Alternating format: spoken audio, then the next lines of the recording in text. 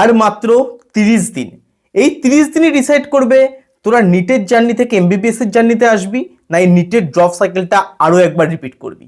দেখ এই 30 দিনকে যদি ভালো করে ইউটিলাইজ করা যায় তাহলে যেমন যারা এখন ভালো স্কোর করছিস তারা একটা ভালো র্যাঙ্ক প্রডিউস করতে পারিস, ঠিক তেমনি যারা এখন বর্ডার লাইনে আছিস 350, 400, 450 তারা একটা সেফ স্কোরের সঙ্গে এমবিবিএস এ এন্টার করতে পারবি। তো এই ভিডিওটা পুরো দেখ, এখানে আমি ডিটেলসে লাস্ট 30 দিন কীরকম প্ল্যানিং হওয়া উচিত সব নিয়ে ডিসকাস করবো এবং লাস্টে একটা 30 দিনের প্ল্যানিংও তোদেরকে প্রোভাইড করবো এবং এটাও বলবো নিট 2025 এ ম্যাক্সিমাম কোশ্চেন কোথার থেকে এসেছিল। তো চল স্টার্ট করা যায়। তো সবার প্রথমেই হচ্ছে মাইন্ডসেট শিফট। দেখ এখন 3টে জিনিস মাথায় রাখতে হবে যে কোনো রকম নতুন ম্যাটেরিয়াল আমি ইউজ করব না, কোনো রকম টপার নোট ইউজ করব না, কোনো রকম নিউ কোচিং সেন্টারের কোনো মডিউল আমি লাগাবো না। তো আমাদের এখন কি করা উচিত?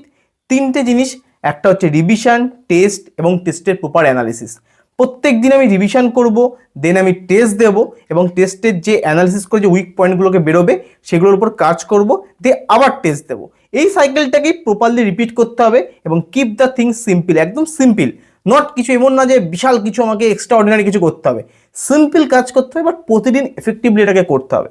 নেক্সট আমাদের শিডিউল কীরকম প্রতিদিন হওয়া উচিত। দেখ কেউ 10 ঘন্টা পড়ছিস, কেউ 12 ঘন্টা পড়ছিস প্রতিদিন, বাট যদি কেউ 12 ঘন্টা পড়িস সে 8 ঘন্টা 4 ঘন্টাতে ভাগ করবি, যদি কেউ 10 ঘন্টা পড়িস তো সেই 6.5 ঘন্টা 3.5 ঘন্টা এরকমভাবে ভাগ করবি। তো আমি 12 ঘন্টা দিয়ে যদি ভাবি তাহলে প্রত্যেকটা দিনে 2টো করে হাফ এরকম ক্রিয়েট করতে হবে। একটা হাফে আমি রিভিশন করব এবং আরেকটা হাফে হচ্ছে আমি নয় টেস্ট দেবো, নয় টেস্টের অ্যানালিসিস করব। তো ফার্স্ট হাফে রিভিশন কি, মানে মর্নিংয়ে তোরা করতে পারিস কিছুক্ষণ, ইভিনিংয়ে কিছুক্ষণ, মানে এমন তো নয় যে তুই ধর 8টাতে ঘুম থেকে উঠছিস তো 8টা থেকে 2টো তো পুরো টানা পড়তে পারবি না, ধর 4 ঘন্টা ওখানে রিভিশন করলি আর রাত্রিবেলাতে সন্ধ্যেবেলাতে মোটামুটি 7টা থেকে রাত্রি 10টা পর্যন্ত 3 ঘন্টা রিভিশন করলি, তো মোটামুটি 6 থেকে 8 ঘন্টা রিভিশনের জন্য রাখ। আর বাকি 2 থেকে 5টা 3 ঘন্টা হচ্ছে এক্সাম দে। মাঝখানে আরও 30 মিনিট আগে পরে একটু বাফার টাইম যায়, কারণ লাস্টে 30 মিনিট হয়তো তুই দেখলি যে কী কোশ্চেন হচ্ছে একবার দেখে নি, প্রথমে 30 মিনিট হচ্ছে স্টার্ট করতে টাইম লাগে, তো সেক্ষেত্রে একটু বাফার টাইম যাবে। বাট যেদিন টেস্ট দিবি না সেদিন হচ্ছে এই টাইমটায় 2 থেকে 5টা টাইমটা অ্যানালিসিস করবি বা কোনো পিওয়াইকিউ সলভ করবি। নেক্সট হচ্ছে ফ্রিকোয়েন্সি অফ মক টেস্ট আমাদের কীরকম হওয়া উচিত, যে কতগুলো দ্বারা মক টেস্ট দেবো। দেখ সবার প্রথমে আমি একটা কথা বলবো, দেখ সারা বছর অনেক পার্ট সিলেবাস টেস্ট দিয়েছিস, আর পার্ট সিলেবাস টেস্ট দেওয়ার টাইম নয় এটা, এখন মেইনলি হচ্ছে ফুল সিলেবাস টেস্ট।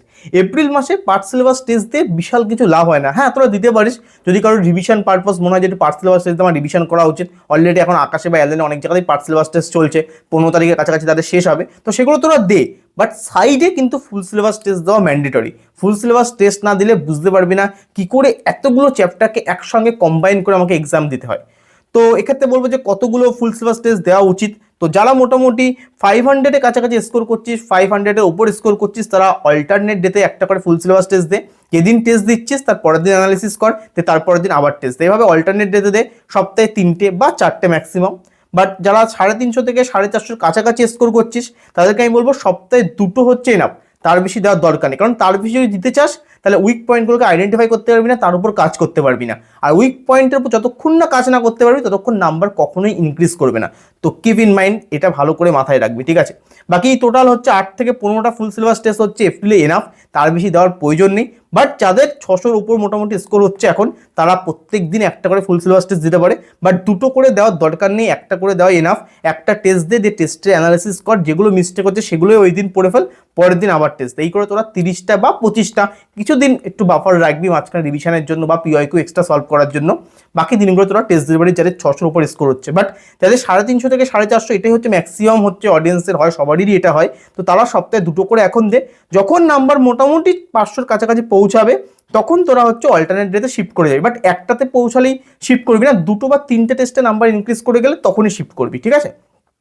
নেক্সট হচ্ছে নাম্বার অফ রিভিশন কীরকম হওয়া উচিত। দেখ এই সময় হচ্ছে 2বার full syllabus test minimum short note থেকে রিভিশন করা খুব দরকার এই এপ্রিল মাসে।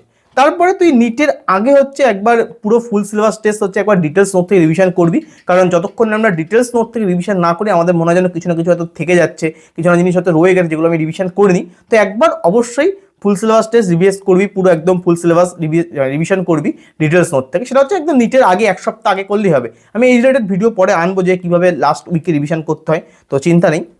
নেক্সট হচ্ছে ইম্পর্টেন্স অফ পিওয়াইকিউ। দেখ পিওয়াইকিউ হচ্ছে সব থেকে ইম্পর্টেন্ট জিনিস হচ্ছে লাস্ট মাসে, তোরা হয়তো অনেকে ভাববি যে তারা 7বার 8বার 10বার কেউ হয়তো পিওয়াইকিউ করে নিয়েছে, তাহলে আবার কেন পিওয়াইকিউ করবো, আমার পিওয়াইকিউর প্রত্যেকটা অ্যান্সার মুখস্থ করেছে তাও আমি কেন পিওয়াইকিউ করবো। বাট আমি এটা আমার মেন্টরশিপ গ্রুপেও সবাইকে বারবার করে বলি, দেখ মিনিমাম 2বার তো এপ্রিল মাসে পিওয়াইকিউ করতেই হবে। তোরা পিওয়াইকিউটাকে এভাবে ভাববি যে পিওয়াইকিউ করছিস মানে মোস্ট ইম্পর্টেন্ট টপিকগুলো একবার তোরা রিভাইজ করছিস। দেখ রিভিশন তো তোরা করছিস ঠিক আছে, বাট পিওয়াইকিউ যখন করবি না, পিওয়াইকিউ কোশ্চেন হচ্ছে ম্যাক্সিমাম মোস্ট ইম্পর্টেন্ট টপিক থেকে আসে। আর পিওয়াইকিউ থেকেই 60 to 70% কোশ্চেন হচ্ছে প্রতি বছর রিপিট হয় যে কোনো এক্সামে, শুধুমাত্র নিটে না, আমাদের এমবিবিএসেও তাই হয়। পিওয়াইকিউ থেকেই মোস্ট কোশ্চেন কমন আসে। তো পিওয়াইকিউ যদি করিস টপিকগুলো ভালো করে তো রিভিশন হবে। তো ওই জন্যই 2বার মিনিমাম এপ্রিলে পিওয়াইকিউ প্রত্যেকটা সাবজেক্টের কর।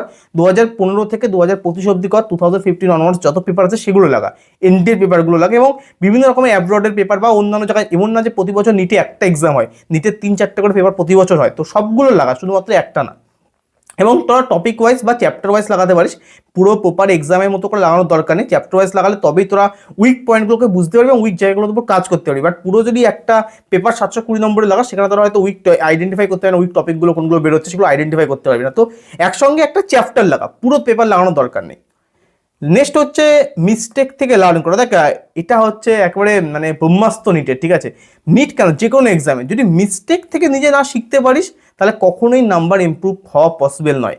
তো প্রত্যেকটা টেস্ট দিয়ে যে উইক টপিকগুলো যেগুলো বেরোচ্ছে সেগুলোর উপর 15 থেকে 20টি এমসিকিউ প্র্যাকটিস কর, দেন হচ্ছে পরের মক টেস্ট দিতে যা। যদি কোনো টপিক এরকম মনে হয় যে এমসিকিউ প্র্যাকটিস করে আমার মনে হচ্ছে উইকই রয়েছে, তাহলে সেক্ষেত্রে একটা কোনো শর্ট ভিডিও লেকচার ইউটিউব থেকে হোক বা তোর ব্যাচ থেকে হোক দেখ, অথবা সেই টপিকটা তোর এনসিআরটি থেকে হোক বা তোর নোট থেকে হোক একবার রিভাইজ কর। কখনোই টপিকটাকে ছেড়ে দিয়ে চলে যাস, এবং রিভিশন করার পরে কিন্তু কোশ্চেন 10টা বা 15টা লাগানো খুব দরকার। তা না হলে কিন্তু সেই টপিকটা আদৌ তোর ক্লিয়ার হলো কিনা সেটা বুঝতে পারবি না। তার এটা যদি না করিস তাহলে সেই তুই নাম্বার 600 বা 650 বা 700 বা যাই করিস না কেন সেখান থেকে ইম্প্রুভমেন্ট হবে। দেখবি অনেকেই দেখবি, আমার অনেক জায়গাতে আমি শুনি এরকম যে 550 600 পাচ্ছি, মানে খুব ওভার কনফিডেন্স হয়ে গেছে। বাট তা না, দেখ দেখবি যে লাস্ট 7টা এক্সাম ধরে তুই সেই 600ই পাচ্ছিস, নাম্বার 600 থেকে ইনক্রিজ করে 670 680 যাচ্ছে না। কেন যাচ্ছে না? কারণ তুই 120 নম্বর কোথায় যে তোর কাটছে সেটা তুই বুঝতে পারছিস না। তো উইক টপিকের উপর যতক্ষণ কাজ না করবি ততক্ষণ কখনোই নাম্বার ইনক্রিজ করবে না, সেটি 500 পা বা 600 পা। ওই জন্য এটাই বারবার করে বলি সবাইকে। নেক্সট হচ্ছে ফিজিক্যাল হেলথ এবং মেন্টাল হেলথ। এই লাস্ট মুহূর্তে এটা হচ্ছে মোস্ট ক্রুশিয়াল একটা পয়েন্ট। দেখ সবাই হচ্ছে খুবই স্ট্রেসে রয়েছে, এবং তুই একা না, আমিও ওই সময় এরকম ছিলাম, আমার মতো সবাই ওই সময় এরকম ছিল। তো এই সময় নিজেকে যতটা সম্ভব শান্ত রাখা যায়, হয়তো কোনো ঝগড়া ঝামেলার মধ্যে পড়ার কোনো দরকার নেই। এই সময় নানান ধরনের সমস্যা আর জীবনে যেগুলো হয়তো আমাদের মনে হয় যেগুলো খুবই সামান্য ব্যাপার, বাট এই সময় আমাদেরকে খুব বড় করে মনে হয় এগুলো। তো এই টাইপের ঝামেলা হয়, বাড়িতে অশান্তি তো লেগেই থাকে। বাট এই সময় একদম নিজেকে কাম রাখতে হবে, ঠিক আছে? কাম অ্যান্ড কুল। মহেন্দ্র সিং ধোনি যেমন না, ঠিক ওরকম নিজেকে এই সময় রাখতে হবে। এই সময় বিরাট কোহলি হওয়ার সময় না, এই সময় মহেন্দ্র সিং ধোনি হওয়ার টাইম, ঠিক আছে? তো একদম সামান্য, একদম মিনিমাম কথা যতটুকু প্রয়োজন, বাড়ির লোকের সঙ্গে নিজের সব কিছু ফিলিংস শেয়ার করে। এমন না যে নিজে একবারে চুপচাপ বসে রয়েছে, তাহলে আরও বেশি কষ্ট হবে। কেমন কি পড়ছিস বাড়ির লোকের সঙ্গে শেয়ার কর, বাট অহেতুক ঝগড়া ঝামেলার মধ্যে পড়ার কোনো দরকার নেই। 6 থেকে 7 ঘন্টা প্রতিদিন প্রপার ঘুমা। এরম না যে ঘুম কম করছিস তোরা। ঘুম কম করলে কি হয় না, তোর অ্যাকচুয়ালি ব্রেনে সব জিনিসগুলো না সেটেল হতে পারে না, আমাদের সাবকনসিয়াস মাইন্ডে সমস্ত ইনফরমেশনগুলো পৌঁছাতে পারে না। তো ভালো করে ঘুম এই সময় খুব দরকার। এই সময় ঘুম প্লিজ কেউ কমাস না। আর অবশ্যই কিছু লাইট এক্সারসাইজ কর, খাবারগুলো লাইট রাখ, বারবার খা, বাট অল্প অল্প করে খা। পেটটা একদম ভরে নিবি না, তাহলে কি হবে না, বারবার ঘুম পাবে। আর তাছাড়াও মেন যেটা হচ্ছে সোশ্যাল মিডিয়া সম্ভব কম ইউজ করা যায় সেটাই চেষ্টা কর। ইউটিউবেও হয়তো একের পর এক স্ট্র্যাটেজি ভিডিও দেখার কোনো প্রয়োজন নেই, ইনস্টাগ্রাম রিলস দেখার কোনো প্রয়োজন নেই, ইউটিউব শর্টস দেখার কোনো প্রয়োজন নেই। যতটা সম্ভব কম ইউজ করা যায়। আমি জানি সোশ্যাল মিডিয়া আজকালকার দিনে পুরোপুরি ছাড়া একদমই পসিবল নয়, সবারই এখন এটার উপরই একটি ডিপেন্ডেন্ট হয়ে গেছে। বাট যতটা সম্ভব কম ইউজ করা যায় 30 দিন, তারপরে তো আসছে টাইম, 3-4 মাসে একটা গ্যাপ পাবি, তখন মন খুলে যা সিরিজ দেখার ইচ্ছা আছে, যা করার ইচ্ছা আছে সব করে দিস। বাট এই সময়টা প্লিজ একটুখানি ফোকাস রাখ নিজের স্টাডির ওপর। 3টে জিনিস আমি প্রথমেও বারবার করে বলেছি, এক হচ্ছে রিভিশন, এক হচ্ছে টেস্ট, একটা হচ্ছে টেস্টের অ্যানালিসিস। এই 3টে জিনিসের উপর ফোকাস কর, কিপ দ্য থিং সিম্পল, তাহলেই দেখবি ভালো রেজাল্ট ঠিক পসিবলই হবে। সো অ্যাট লাস্ট তোদের এরকম অনেকেই রয়েছিস যে যাদের প্রপারলি সিলেবাস এখনো কমপ্লিট হয়নি, কিছু কিছু পার্ট বাকি রয়েছে, বা যারা রিভিশন করছিস প্রপারলি একটা স্ট্র্যাটেজিক্যালি রিভিশন করতে পারছিস না, প্রপার টাইম দিতে পারছিস না, টাইম অনেক বেশি লাগছে। তো সেক্ষেত্রে আমি তোদের একটা অ্যাপ রিকমেন্ড করতে চাই, মেমোনিট অ্যাপ। তো মেমোনিট এখন নিয়ে এসেছে তাদের মিশন 30 ডেজ ফিওনিক্স প্ল্যান। এখানে তোরা বায়োলজির কালারফুল ইন্টারেক্টিভ নোট পাবি, যেগুলো তোদের 30 থেকে 45 মিনিটসের মধ্যে কোনো একটা চ্যাপ্টারকে রিভাইজ করতে খুবই হেল্প করবে। এছাড়াও ফিজিক্স কেমিস্ট্রির ক্ষেত্রে রয়েছে এনসিআরটি রিভিশন পত্রিকা, যেগুলো কিনা মাইন্ড ম্যাপ এবং 15 থেকে 20টা প্রত্যেকটা চ্যাপ্টার কোশ্চেনকে ইনক্লুড করা রয়েছে, যেটা তোদের 30 থেকে 40 মিনিটের মধ্যে একটা বড় চ্যাপ্টারকে রিভিশন করতে অনেকটা হেল্প করবে। And you will get a 30 days revision planner completely free with it. এছাড়াও লাইভ টেস্ট সিরিজ তোরা পাবি, যেটা কিনা নিট 2025 লেভেলকে ম্যাচ করে তৈরি করা, প্রপারলি এনসিআরটি ওরিয়েন্টেড এবং স্টেটমেন্ট অ্যাসাসন রিজন কোশ্চেন সমস্ত কিছু ইনক্লুড থাকবে। এবং তার সঙ্গে সঙ্গে লাইভ টেস্ট ডিসকাশনও পাবি উইথ রিভিশন স্ট্র্যাটেজি এবং মেন্টরশিপ। And one thing, in NEET 2025 96% questions were directly matched from memory system. This is not my word, they already provide proper proven data on the app. So right now 3rd and 4th April there is a 30 days score booster sale is going on. So if you want to take it, open the memory tab and select your targeting score and let's start the preparation now. So if you want, you can check it out, link in the description. So let's get back to the video. তো আর last মাত্র 30 days, নিজের একদম বেস্টটা দে তোরা। দেখ কি হবে না হবে রেজাল্ট তো আমাদের হাতে থাকে না, বাট আমাদের এই এফোর্টটা এই 30 দিন এমনভাবে এফোর্ট দে যে লাস্টে গিয়ে যেন কোনো রকম রিগ্রেট না হয়। এক্সাম হল থেকে 5টার সময় বেরিয়ে সানডে 3rd মেতে যেন একটু যে মনে না হয় যে এই 30 দিন যদি একটু ভালো করে এফোর্ট দিতাম তাহলে হয়তো একটা ভালো স্কোর পসিবল হতো বা একটা ভালো র্যাঙ্ক পসিবল হতো। এইটা যেন রিগ্রেট না হয়, ঠিক আছে? তো ভালো করে পড়, বেস্ট অফ লাক। এবং যদি কখনো কোনো সময় ডিমোটিভেট ফিল হয় তো আমার অলরেডি অনেক MBBS ব্লগ রয়েছে চ্যানেলে, সেগুলো দেখতে পারিস।